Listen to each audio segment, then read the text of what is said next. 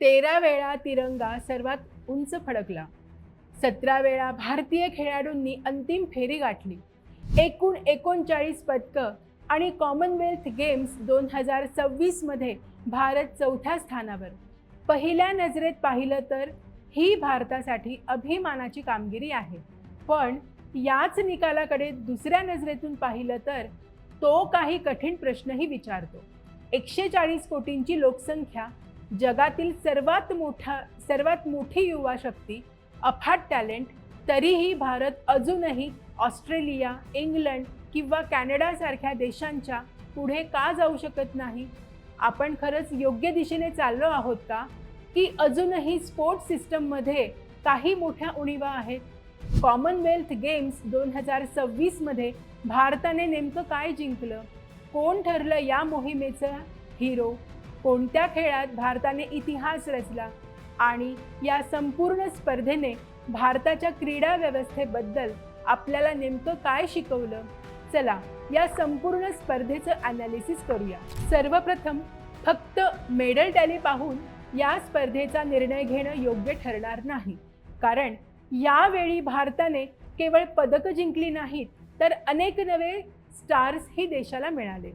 भारताने एकूण 13 सुवर्ण, 17 रौप्य आणि 9 कांस्य अशी 39 पदकांची कमाई करत चौथं स्थान पटकवलं.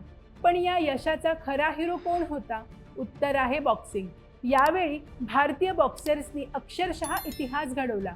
1-2 नव्हे तर तब्बल 7 गोल्ड आणि 3 सिल्व्हर इतक्या दमदार कामगिरीमुळे भारताच्या मेडल टॅली तो सर्वात मोठा आधार बॉक्सिंग म्हणूनच मिळाला. सचिन सिवाच, अंकुश पंघाल आणि महिला गटात प्रीती पवार, साक्षी चौधरी, प्रिया घांगस, जैस्मिन लांबोरिया आणि अरुंधती चौधरी यांनी सुवर्णपदक जिंकत भारतीय बॉक्सिंगचं वर्चस्व सिद्ध केलं. पण भारताचा विजय फक्त बॉक्सिंग पुरता मर्यादित नव्हता. वेटलिफ्टिंगमध्ये मीराबाई चानूने पुन्हा एकदा सुवर्णपदक जिंकत मोठ्या स्पर्धांमधील सातत्य कायम ठेवलं. तर पारा ॲथलेटिक्समध्ये भारतीय खेळाडूंनी दमदार कामगिरी करत सुवर्णपदक भारताच्या खात्यात जमा केली. मात्र प्रत्येक स्पर्धेत सगळ्याच आपल्या मनासारखं झालं असं नाही. नीरज चोप्राकडून सुवर्णपदकाची अपेक्षा होती, पण त्याला रौप्यवर समाधान मानावं लागलं. मुरली श्रीशंकरने लॉंग जंपमध्ये अप्रतिम कामगिरी केली, पण गोल्ड अवघ्या काही सेंटीमीटरने हुकलं. यातून एक गोष्ट स्पष्ट होते, भारताकडे क्षमता आहे, पण त्या क्षमतेचं सातत्याने गोल्डमध्ये रूपांतर करण्यासाठी अजून काम बाकी आहे. आता इथे एक महत्त्वाचा प्रश्न निर्माण होतो. 2022 मध्ये भारताने 61 पदकं जिंकली होती. यावेळी ती 39 वर आली. मग भारताची कामगिरी घसरली असं म्हणायचं का? तर नाही. कारण यावेळी कॉमनवेल्थ गेम्सच्या कार्यक्रमातून रेसलिंग, बॅडमिंटन, हॉकी, क्रिकेट आणि टेबल टेनिस यांसारख्या भारताचे मजबूत खेळात वगळण्यात आले होते. म्हणून 2022 आणि 2026 ची थेट तुलना करणं योग्य ठरणार नाही. उलट मर्यादित खेळ असूनही भारताने चौथं स्थान कायम राखलं. हीच या मोहिमेची सर्वात मोठी सकारात्मक बाजू म्हणावी लागेल. पण इथूनच सर्वात मोठा प्रश्न सुरू होतो.